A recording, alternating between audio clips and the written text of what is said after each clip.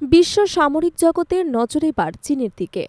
বুধবার চীনের সানিয়া শহরে আনুষ্ঠানিকভাবে উদ্বোধন করা হয়েছে দেশের সর্বাধুনিক তৃতীয় বিমানবাহী রণতরী ফুজিয়ান, যা দেশটির প্রযুক্তিগত সক্ষমতা এবং সামুদ্রিক শক্তিকে আন্তর্জাতিক মানচিত্রে আরও দৃঢ় করবে।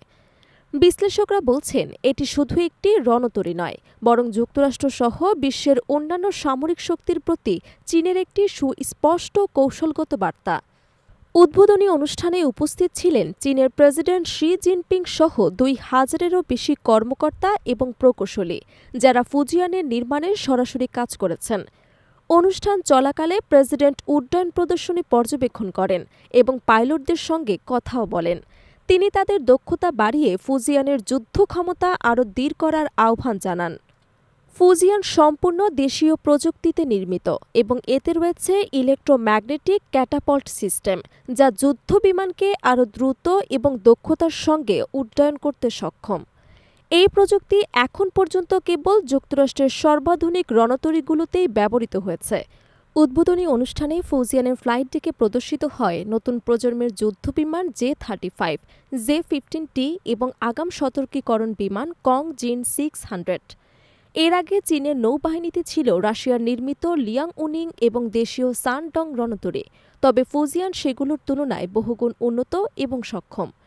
এটি ভারী অস্ত্র এবং জ্বালানি বহনকারী যুদ্ধবিমানকে দূরবর্তী লক্ষ্যবস্তুতে পাঠাতে সক্ষম হবে, যা চীনের সমুদ্রভিত্তিক প্রতিরক্ষা পরিধিকে আরও সম্প্রসারিত করবে।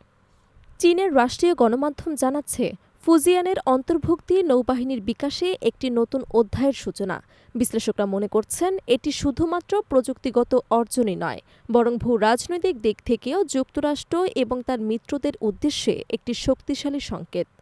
বিশেষজ্ঞরা বলেন, দক্ষিণ পূর্ব এশিয়ায় চীনের সামুদ্রিক উপস্থিতি শক্তিশালী করার পাশাপাশি এটি আন্তর্জাতিক জলসীমায় প্রতিরক্ষা এবং কৌশলগত ভারসাম্য বজায় রাখতে গুরুত্বপূর্ণ ভূমিকা রাখবে।